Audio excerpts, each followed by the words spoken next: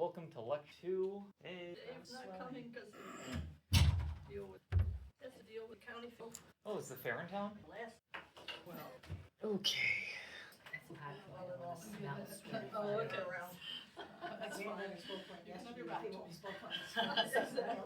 Try to explain it. We're going to start with some housekeeping because I think last week I put the cart in the gift horse's mouth a little bit and jumped right into some big concepts without a lot of context. I think everyone here knows me, but I'm Evelyn. I work here in the office.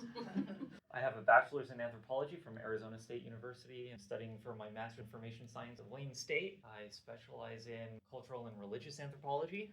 So this kind of subject matter is right up my alley. I have a class website, so anything related to the class is going to be up on here. Transcripts, papers that I write for myself for preparation. If there's anything that we cover in class that you want to go deeper on, it might already on here. So this is my personal website, evelynpark.com. You go right here to Judaism class. You'll see all the materials that we have up so far. So this here is last week's lecture, the recording, as well as transcript. If you don't want to listen to it, just read it instead. It is AI transcribed, so there might be some errors. I did try to go in and clean it up manually a little bit. We have just various articles that go into a lot more detail than I have time to in class. So for example, we have a whole bunch of text. Got some quotes and textual analyses and such. Wow, this is longer than I remembered. So that's all at my website, evelynpark.com. And if anyone wants to give me money, there's links to do that here too. A teacher stipend. Yeah. When I brought up to my rabbi that I was planning on doing this, he said, just make sure you don't do it for free. So, yeah. And on that board behind you, I have put some handy visual aids, which are also up here. And yeah, it's going to be up there for a while. Okay, so I lied to everyone last week when I said we were going to do... Hello! When I said we were going to do, like, practice stuff. I think we need to take a step back and do history instead. So, we'll start with an overview of the Tanakh, the Hebrew Bible. This is similar to the Christian Old Testament. The order of the books is different, and we generally will read it in the original Hebrew if we can. Tanakh is an acronym for the three major divisions, the Torah, the Nevi'im, and the Ketuvim, and that translates roughly to the law, the prophets, and the writings. In the New Testament Gospels, Jesus will refer to the scriptures as the law, the prophets, and the Psalms. So he's referring to the Tanakh. The Psalms is the first book of Ketuvim, so it's kind of shorthand to just call the whole collection the Psalms. So historically, traditionally, the creation of the world was about 5,000 years ago. You'd be hard-pressed to find people these days who still hold by that. First 11 chapters of Genesis deal with a sort of cosmological history. So we have the creation of the world, we have stories like the flood, the Tower of Babel, and then after chapter 11 it zooms in on one specific family, the family of Abraham. The rest of Genesis covers the stories of Abraham, Isaac, Jacob, and Joseph. After Joseph, we've got slavery in Egypt, so we have the Exodus. Moses leads everybody out of slavery into the desert, and they wander for 40 years, and the rest of the Torah takes place during this 40-year desert sojourn. And Moses dies before they can enter the promised land. Deuteronomy is his last speech to everybody, giving kind of a recap of everything that they had been through together. And now we get into the Nevi'im, the books of the prophets. Joshua is Moses' successor. He's the one who leads them across the Jordan River into the Promised Land. They go a-conquering and just kill everybody and take the land for themselves. The text is kind of funny. It says that they completely annihilate all of these groups of people, and it's sometimes difficult to grapple with this idea of, like, these people were supposed to kind of see as the heroes, exterminating the people who are already there. The text uses the same language as the flood. So it's kind of like an undoing of creation, and it's framed as a punishment for their sin. So it's probably not meant to be literally we destroyed every single Moabite or whatever. Considering there's continuous references to them even after their occupation. Right. Yes. Even after that story, these people groups continue to pop up and do things, so it's highly unlikely that they were actually exterminated. Yes. I feel like it's worth mentioning that Genesis is most likely kind of a combination of a lot of different creation and these different cultures. There's some evidence that the character Abraham all another before we formed a family for the creation of Rashid. And then after that, the Torah kind of becomes what a lot of scholars would be more political propaganda and developing the Israelite identity around these sort of shared stories that kind of converge in this culture. And we will get kind of a little more into that on. The modern source criticism believes that the Torah was stitched together out of 4 primary sources, and one of the major defining characteristics of each source is the name that they use when they refer to God. So if you're reading the Hebrew, you'll see some chapters use the Tetragrammaton Yud He Vav He. Some chapters will use Elohim, and then there's a whole chunks that are really just about the priestly materials, so laws for the priests, and we think that is another source. And we think that Deuteronomy was a 4th document all on its own, essentially. We meaning scholarship.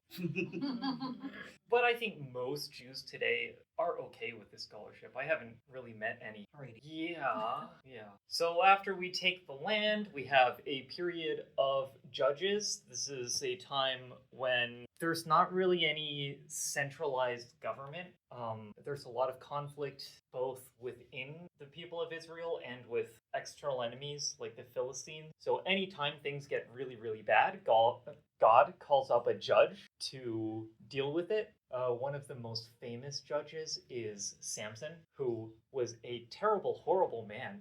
And so not all the judges were good people necessarily, but they do serve a function of protecting Israel from her enemies and sort of trying to guide the people in the right direction. Yes. Is the word judge that's here and in that context the same as think of judge here being in the court? Absolutely not. I didn't think so, but can you help me understand? I'm not really sure why we call them judges. More of a proto-rabbi, really. They're fulfilling a role of like sort of leader, but also spiritual conduit, almost like the prophet. Well, their role as spiritual conduit is not often fulfilled at all. I would compare the judges more to like tribal chieftains.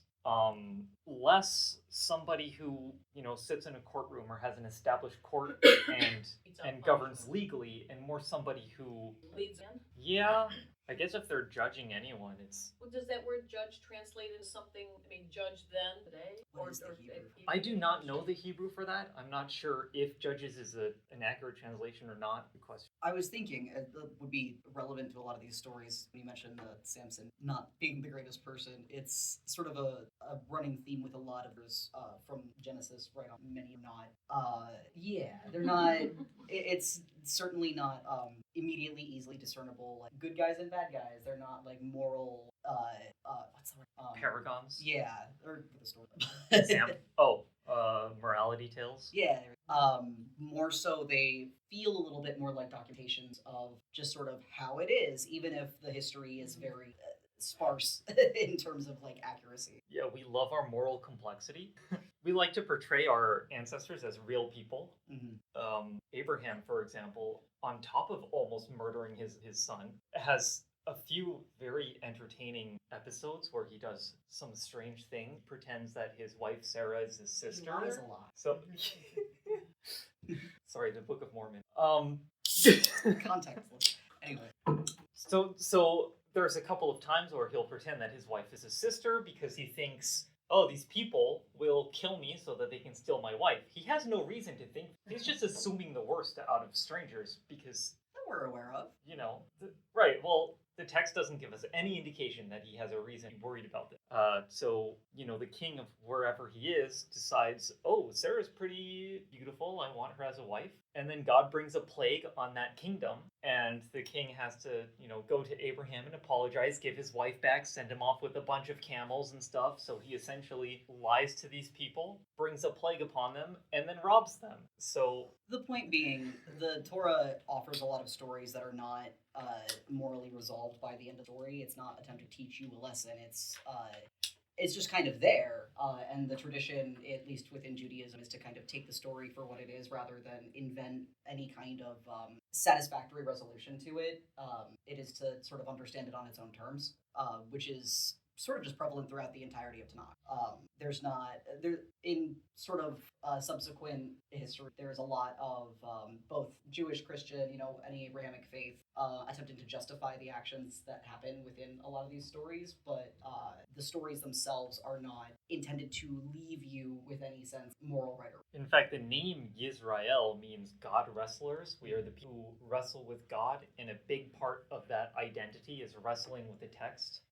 Struggling with the parts of it that don't make sense or that make us feel uncomfortable. So after the time of Judges, we get into the book of Samuel. Samuel is a prophet. He's a pretty cool dude.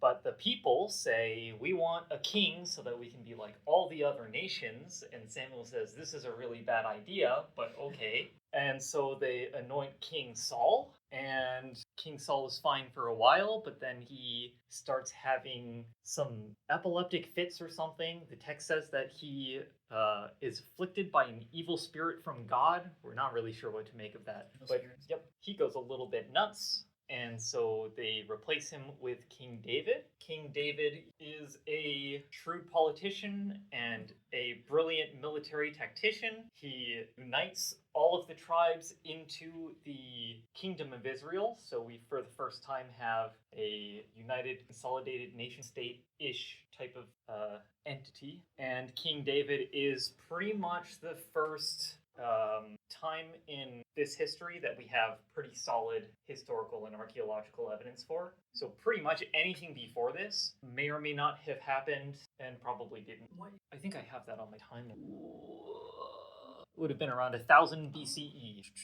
Okay, King David does this very sketchy thing where he sees a woman bathing from his balcony and says, I want her. So he has her brought to his palace, and then she gets pregnant, so he panics and says, I have to, hide what I've done. So he tries to bring her husband back from the war so that he'll sleep with her, and he can sort of pretend that he had nothing to do with it. But he's such an upstanding guy, he refuses to enjoy his leave time while his compatriots are still fighting the war. So David is a little bit beside himself. He sends him back with orders for his commanding officer that say, put this guy on the front lines and then withdraw so he'll get killed. So he steals this guy's wife and kills him. And because of this, tradition says that pretty much all of the bad stuff that happens to the royal family from then on is a result of David's sin. So his sons, he has many of them. We mostly remember Solomon, but there were others who had so much interpersonal drama and killed each other. Eventually, Solomon is the last one standing, becomes king. He builds the first temple. He's considered to be very wise, but he is also a very poor ruler. He immediately starts breaking some of the commandments that God gave them. Like, he buys horses from Egypt. We're not supposed to do that for some reason. He raises taxes by a whole bunch and institutes essentially slave labor to build storehouses. The text uses the same language as that used to describe Pharaoh at the beginning of Exodus. So we're meant to see Solomon as simultaneously a very wise ruler, but also sort of a tyrant. After Solomon dies, his son, his heir, refuses to lower taxes, and as a result, the 10 northern kingdoms break away from the kingdom of Israel. So we have two kingdoms. The northern kingdom, which retains the name Israel, and the southern kingdom, which is only two tribes, Judah and Benjamin, and that is the kingdom of Judah.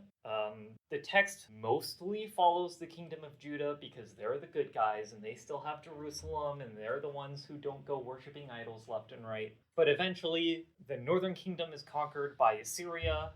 There is a wave of refugees from the northern to the southern kingdom. This is the period when we get a lot of the different traditions mixing, and the text sort of trying to reconcile the southern traditions with those of the incoming refugees. The book itself wants you to believe that there's a consistent thread of tradition that's existent within like a one unified culture, and that is not. The text trying to make you believe a thing that it wants to be happening. Right. At the time of its writing, there's a lot of different methods of this ancient form of Judaism. There's a lot of people doing different things. There is very problematic idol worship going on because there's not a sort of unified idea of what they want their cultural identity. So Torah is sort of just wish fulfillment. Do you remember the name of the guy who did the King Josiah? King Josiah, somewhere around, I don't really know my timeline that well. But yeah, there's a lot of idol worship up until a king named Josiah decides to. He finds a book of the law, which we believe was probably the scroll of Deuteronomy, and realizes that he's doing everything wrong. So he institutes major reforms, has every single worship site that's not the temple destroyed, and really tries to enforce the monotheistic ideals of Deuteronomy. So up until then, yeah, we've got people like worshiping poles, doing whatever they want. Right, so a few years after, the northern kingdom is destroyed by Assyria. The southern kingdom is taken over by Babylon. Babylon has an interesting foreign policy in which conquered nations, in order to sort of prevent them from rebelling against Babylon, they will take a large portion of their population and move them somewhere else, and then move in people from elsewhere in the Babylonian Empire. So this prevents any sort of unity in the conquered people so that they can't try to fight back against Babylonian rule. But a lot of the Babylonian exile, the Jews who are in exile in Babylon, they want to retain their identity as a people separate from Babylon, but the temple has been destroyed and they're away from the land, so they have to sort of struggle to invent a new form of Judaism that can be practiced outside of the land and the temple. And this is the beginnings of modern Judaism. This sort of movement will become the basis for the Pharisees, if you remember from last week. Worth noting that this is around the time that the actual writing of Torah begins. So a lot of what's being discussed in Torah are sort of cultural memories of things that would have happened 1,000 prior. It is when they're in Babylon, the rabbis start actually compiling. That's why a lot of the Yeah. having trouble coming out of my mouth there. Of the land of Israel kind of becomes more and more prevalent throughout the narrative as they're kind of longing for this place that in their cultural memory, because it's hundreds of years that they're in Babylon, is still like it's representative of freedom of people and of them Is it all oral? up till then, yeah. That's why there's a lot of different inconsistencies, a lot of different narratives that are kind of all brought together. It would be accurate to consider ancient Israel sort of a melting pot in a similar way. There's a lot of groups come this very sort of There are some pieces of writing integrated into the Torah that predate this period. For example, the book of Deuteronomy was found by Josiah, and this was even before the Northern Kingdom fell. So it's kind of like a quilt. It's made up of a lot of different pieces. And then, so the rest of the prophets are pretty much in the exile, and the writings are kind of just a collection of this didn't fit into the other categories. So we have things like the Psalms. The Psalms are just a bunch of poems or songs, probably meant to be set to music. There's a lot of indications in the text that, like, this should be sung with the accompaniment of lyres and timbrels, whatever those are. We have wisdom literature like Proverbs, which is a collection of sayings. Do this and your life will be good. We have Job, which says no matter what you do, things might not go well anyways. And how are we supposed to feel about bad things happening to good people? Job really wrestles with that question. We have Ecclesiastes, the last of the wisdom books, which is typically attributed to Solomon, but definitely was not written by Solomon. The author is just called the teacher, and he has tried everything under the sun to try to find meaning in life. And no matter what he does, it all feels empty, and he's sort of despairing about, why am I here? Why is nothing fulfilling? And he never reaches. We also have some erotic love poetry in this collection, the Song of Songs. And then we have short stories like Ruth, Esther. These are just sort of small pastiches of non-historical, like historical fiction. We have the scrolls of Ezra, Nehemiah, and Chronicles are sort of little mini histories. So Ezra and Nehemiah covers the return to Jerusalem under Cyrus II when the exile is over. The Neo-Assyrian, the Persians, whoever they were calling themselves at the time, defeat the Babylonians and decide that everybody should be allowed to go back to where they came from. So Ezra and Nehemiah were a prophet and a scribe who pretty much oversaw the construction of the Second Temple. So this is their history. And Chronicles is a very rapid fire overview of everything that's ever happened. Is it in Ezra and Nehemiah that goes over the fact that there are groups of Israelites that elect to stay in Babylon? Yeah. Yeah. So that's, I feel like, important to note that this is sort of the beginning of the diaspora. It becomes a very predominantly diasporic and really thrives in that sort of context. And there are groups of these Persian Jews that exist even today. They're probably the oldest surviving diaspora of Jews in still, and that be in Iraq, Iran. Yeah. Around when did they return Or somewhere around 539. They were gone for quite some time. Ezra was a big racist. This is just a fun fact. He reinterpreted some older writings in this really weird way where he decided that interfaith marriages were not okay and everyone had to divorce their foreign wives. And they were, for some reason, like really, really hard on the Israelites who hadn't been carried off into exile. Apparently, they sort of assimilated into Babylonian culture a lot more than the exiles did. So they were really mean to them, and they had some nasty names for them. All right, so here's a timeline. Around 1300 BCE is when we think maybe Moses, if he existed, would have been bringing the Jews out of Egypt.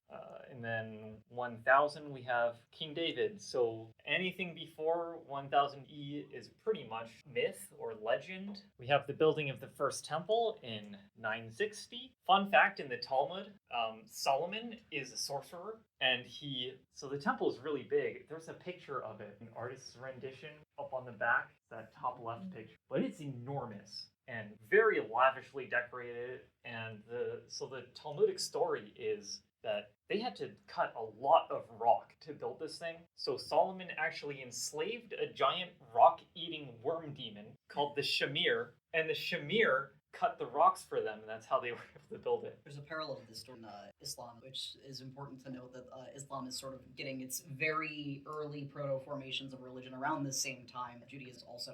So a lot of these stories of these Talmudic stories that are sort of additions to Torah or elaborations on Torah, you will also find sort of hints or ghosts of in Muslim stories as well.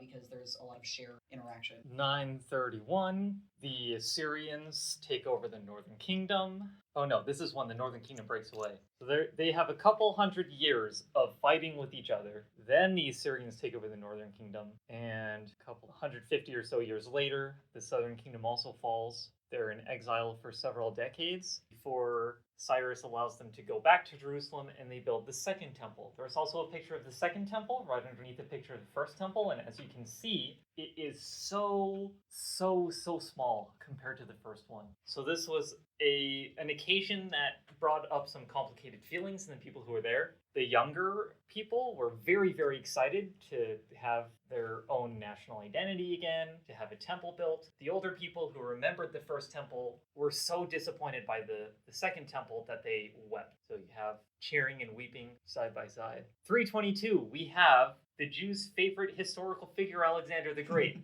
who conquers the entire region of the Levant.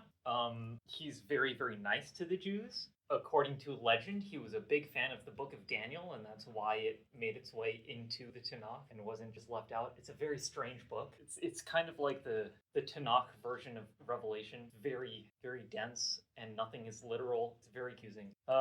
Alexander's descendants, though, are much less cool than he is. They start trying to put idols in the temple. This doesn't sit well with the people because we're not supposed to have idols. The culture of respectability at the time was to honor the gods of whoever is kind of occupying at that point in time. So the insistence on putting idols in the Temple of Jerusalem is not so much a screw you to the Jewish people, it's just sort of policy. And there's a lack of cultural understanding about why that is so detrimental within the Israel. Yeah, the Jews really were just a complete outlier for having an issue with this. Nobody else would have had a problem. So the Maccabees are a family who really are against the Hellenization of the Jews. Around the same time, we have a lot of Jews really embracing Hellenistic Greek culture. We have Jews wanting to eat non-kosher foods, wanting to go to public bathhouses. But of course, because the Jews are circumcised and the Greeks are not, many Jews actually went so far as to have their circumcisions reversed, which is a horrifically painful process. And they had to do this in order to, go to public bathhouses, participate in Greek athletics, because everyone was naked back then.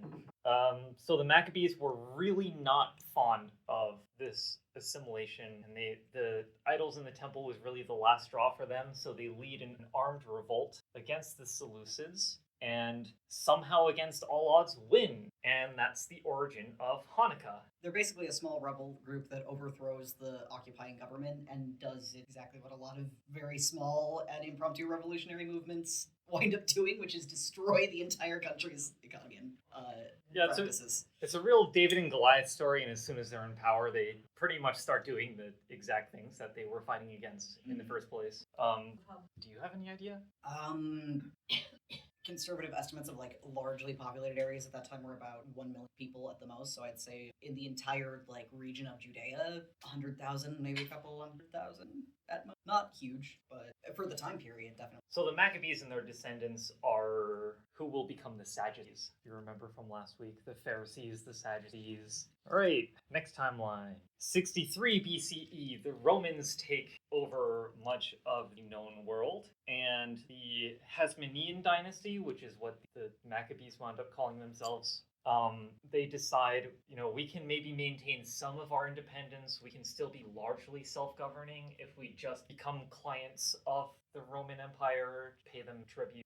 So in 63, Israel becomes a Roman client kingdom. Jesus would have been born around 604 BC. So we are now in the New Testament gospel period. Jesus doesn't have a terribly long life. We have the development of Christianity starting up in 30 to 70 CE. Of course, Jesusism was originally a largely Jewish movement. It was primarily popular among more Hellenized Jews, so they pretty much break away from mainstream Judaism at this point. And as the years go by, especially after Paul gets involved and starts writing his letters, Christianity becomes more and more Greek or Gentile, and very rapidly within a generation or two, actual percentage of Christians who are Jewish is so small, they're insignificant. So Christianity almost immediately becomes a Gentile movement. This wouldn't have been especially weird at the time to have this sort of not separatist but separate movement within Judaism itself.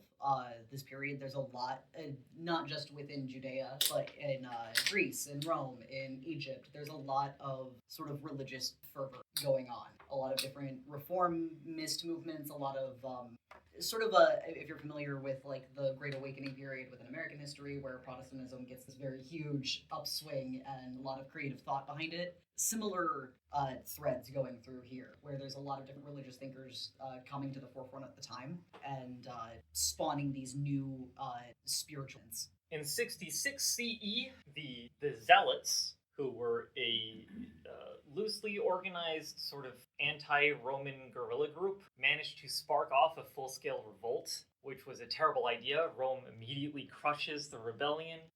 Over 1 million people die in the conflict. The Second Temple is destroyed, and a lot of people are captured, enslaved. I believe I might have... Oh, I don't have the picture that I thought I did. There's a lovely relief sculpture of the Jews being carried off into Roman slavery. They're carrying the menorah from the temple. Very, very impressive art. Although, of course, it was carved by the Romans, so for them, it's very triumphant. 200 CE, we have the redaction of the Mishnah, which is...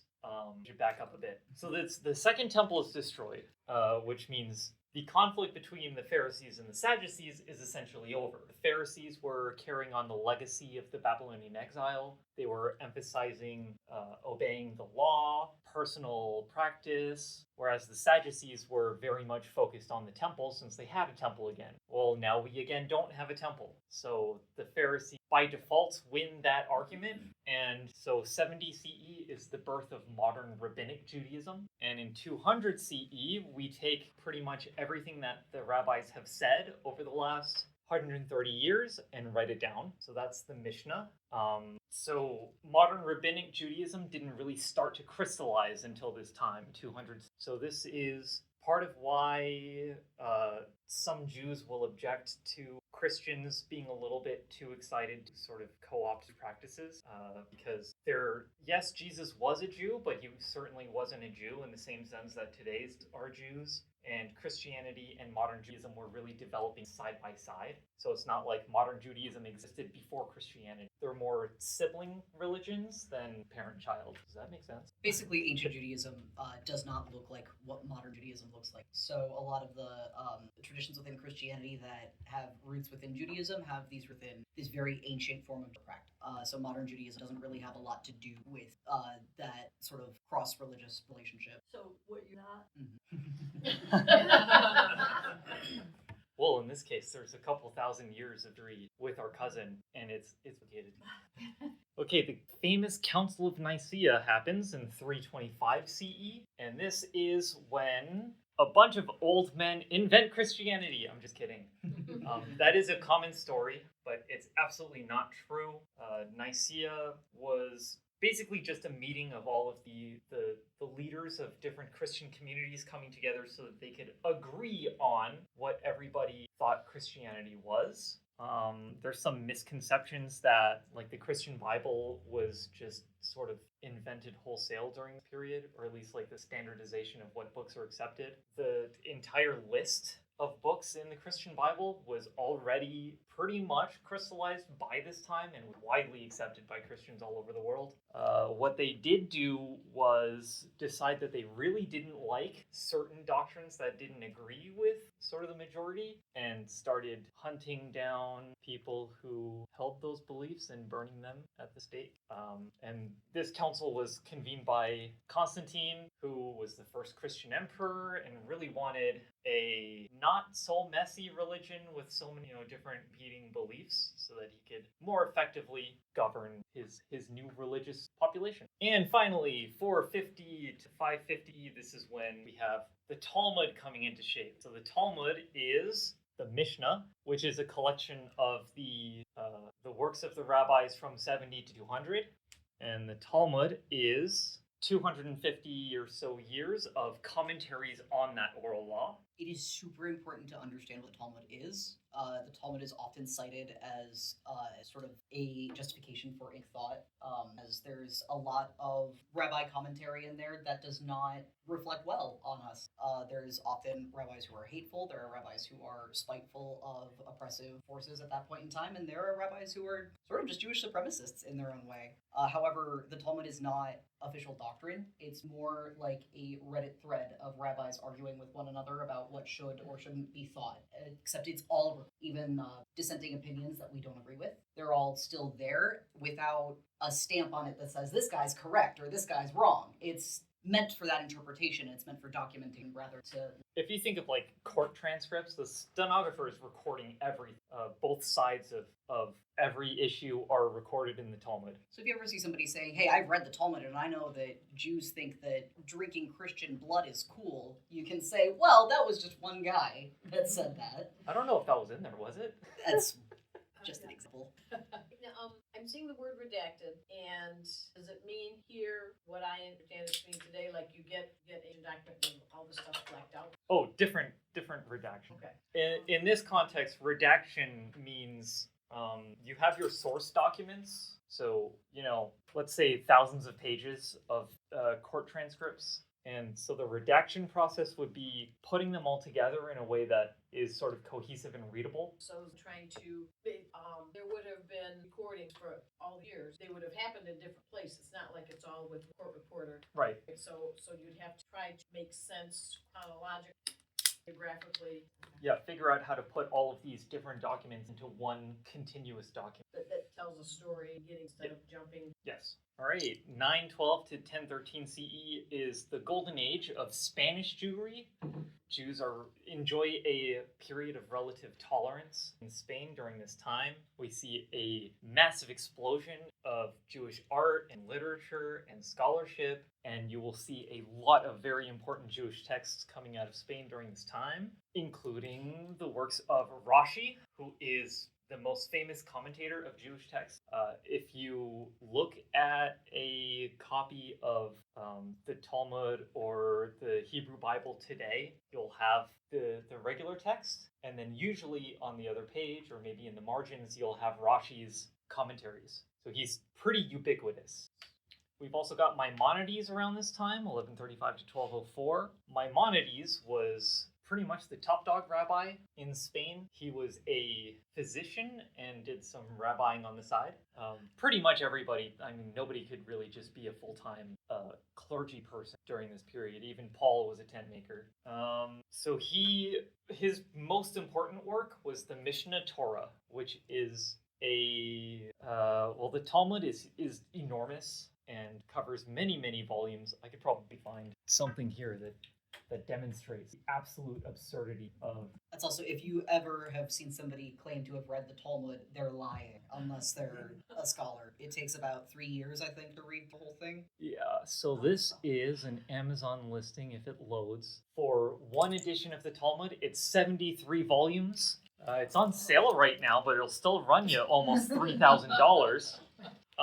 So Maimonides took this enormous body of work and made the Mishnah Torah out of it. So it's pretty much an abridgment of the entire Jewish oral law in 1 to 3 volumes. I'm not sure how long the Torah is, but it is so much shorter than the Talmud. And this makes the law a lot more accessible to the everyday Jew, and very important work. And people will still refer to it today when rabbis are in court and having arguments about things and making rulings. A lot of those arguments will refer to the Mishnah Torah rather than going all the way back to the Talmud, which is so complex. Rabbis have to be the Pretty sure. The Talmud is also the basis of practice and for a lot of more Orthodox Jews. So we attend a Reform synagogue. We're flux in terms of what our actual practice is, but Reform and to a certain extent conservative largely follow Torah law, whereas sort of the more Orthodox you go, the more Talmudist a lot of the practice becomes. So they that the Talmud is not just a couple of thoughts of the rabbis, but it's also a vision of the oral history of. So sort of the idea is that the Talmud might have been written down later, but the actual stories within it are older than the writing of. Right. The traditional belief is that the revelation at Sinai, when God revealed the law to Moses, included both the written Torah and the oral Torah. So the entirety of the Talmud traditionally is thought to have been said to Moses on the mountain and just written down very, very much later, because that makes sense. That belief is newer. Yes, it is. In 1253, we have the English Statute of Jewry, and this is when the English decide that they should tear down most of the synagogues and make Jews wear little yellow stars. And this is also the time when England has this brilliant idea that, let's make usury, the practice of lending money for interest, illegal for Christians to practice because it's against Christian belief to practice usury. And we have this handy group of people who are not Christians, so let's force them to be the finance people. And this is how Jews wound up controlling the financial industry at the time, even though usury is just as illegal under Jewish law as it is under Christian law. Basically doesn't. Yes. Isn't that fun?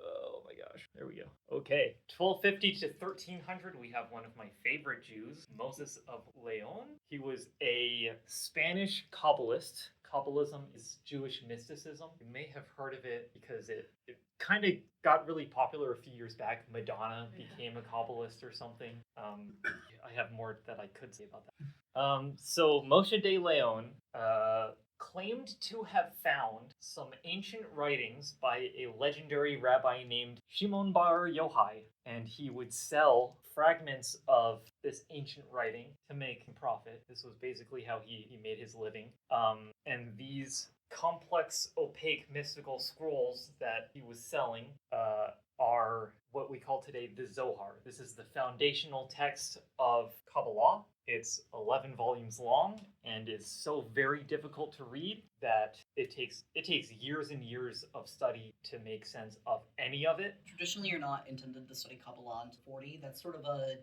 more folksy tradition than a strictly enforced one. But the idea is that it is a very dense subject matter, philosophically, spiritually.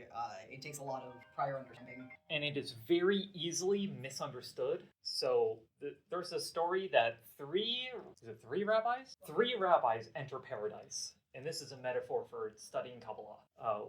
One of them goes insane. One of them commits suicide. One of them is so horrified that he leaves Judaism, becomes an apostate. And only one of them comes back better for the experience. So that's why traditionally there are a lot of sort of barriers to studying Kabbalah. And it's written in a sort of like fake old-timey Aramaic that Moshe de Leon invented. So it's the only book in the entire world that uses this particular dialect of Aramaic. You pretty much have to learn an entirely new language just to read this book. But it's very popular. All right, 1304 to 1394. The French repeatedly expel and readmit the Jews. Every time the Jews get kicked out, they take all their stuff. And every time they let the Jews back in, they charge for readmission. And this very fun practice is preserved in this video game called Crusader Kings 2, where you play as like a European monarch. And if you want to make some really easy money, you just expel the Jews and take their stuff. And then after like 50 years, you let them back in, and then you can immediately expel them again and take all their stuff.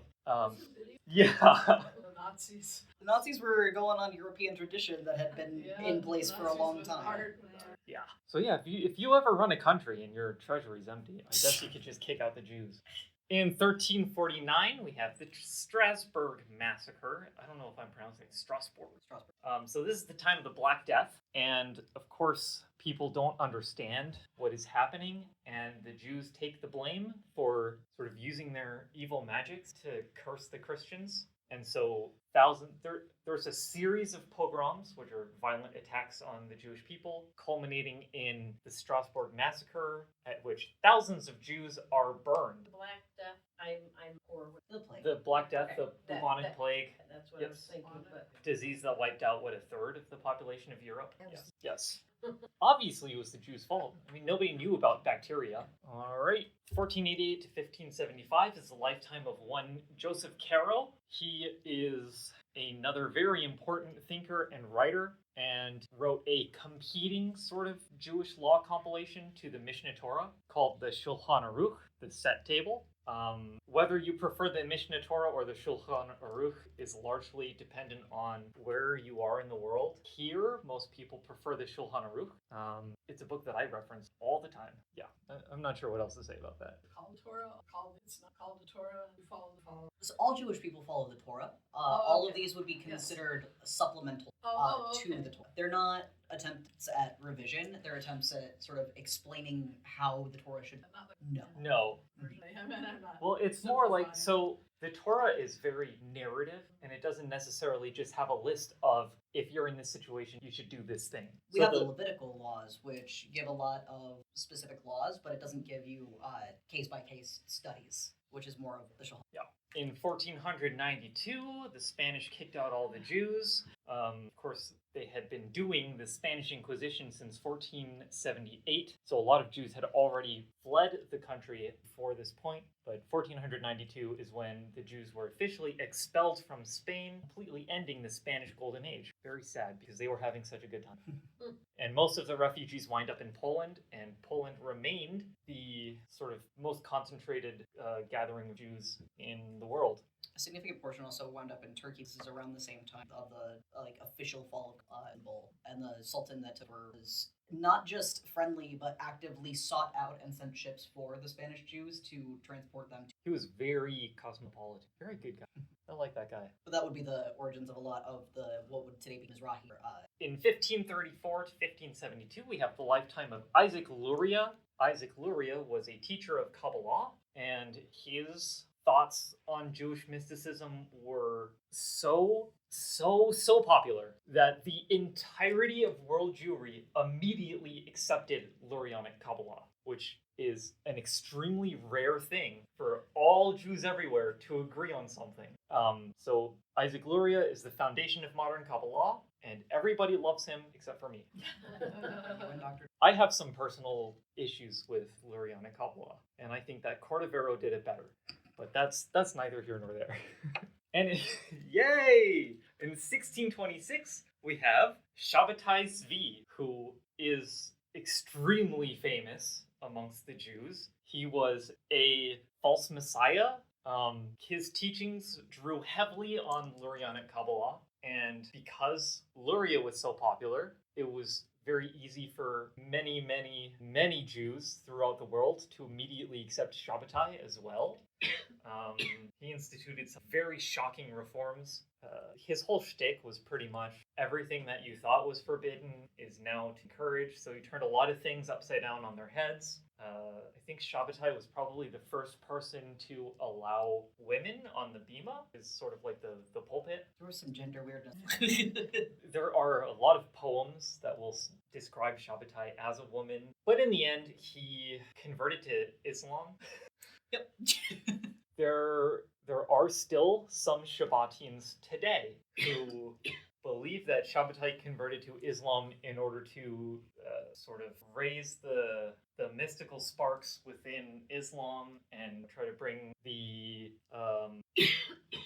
I'm blanking on words. Sort of bring out the origins of Judaism within it, or sort of, yeah, this is hard to. It is hard to explain without going deep into Kabbalah, but yeah. Basically, this Shabbatai is considered an apostate because of this official kin upon meeting with the Sultan at the time.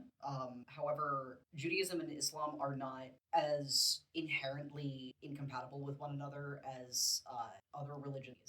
Islam has a very large focus on, no idolatry. They have their founder of their religion, but there are strict prohibitions on worshiping him directly. So it's Shabbatai is a special case in that I don't think technically, other than saying we can do all that we were forbidden to do before, the finding home within Islam is not necessarily immediately opposed to itself. Is sort of a nuance there. I guess you could essentially think of him as a secret agent. That's what his followers who stuck with him believe, that he's sort of infiltrating is such an aggressive word, but infiltrating Islam in order to, raise them up. And yeah, let's move on. Kabbalah is a different lesson. Right. But Shabbatai is hugely important and was essentially the turning point for a huge amount of thought, and the ripple effects of Shabbatai's apostasy are very much still felt today. 1700 to 1760, we have the lifetime of the Baal Shem Tov, the keeper of the good name. If you've heard of Hasidic Judaism, he is the founder of Hasidic Judaism. Up to this point, Judaism was very much a religion of scholars. The emphasis was 100% on studying the Torah, studying the laws, and the Baal Shem Tov said, I don't like this. I think that everybody should be really into Judaism, and we should value sort of the inner spirituality over just reading books. So the Hasidic movement was very big. They're hippies. On they would dance and stuff. Pretty out there for the time to be having fun doing religion. We're almost there. You can leave if you want to. What's that? Oh, okay. I didn't know. Yeah, how but I long. want to be. Yeah. Okay. We can wrap up if you guys. There's not much else. What else do going you have on. to cover? We've got. And This is all pretty much modern, Yeah, which would be America, nice to the French cover. Revolution, the rise of modern Orthodox Yeah, we and can Reform cover more. Judaism. I mean, we'd like to get, Sure. could we, if Yeah, we we can start off with continue. a more modern time, Yeah. then, yeah. It makes sense to split up pre-modern. And Yeah. I think ending on Shabbatai is a good. Yeah. Thanks, Evelyn. Yeah, it's very good. That's so Yes. I watch You know Shabbatai. a lot of stuff. Yeah, brain. it's really. I just read a lot. This is my academic focus, so it's essentially my job, I guess, to read about this kind of thing.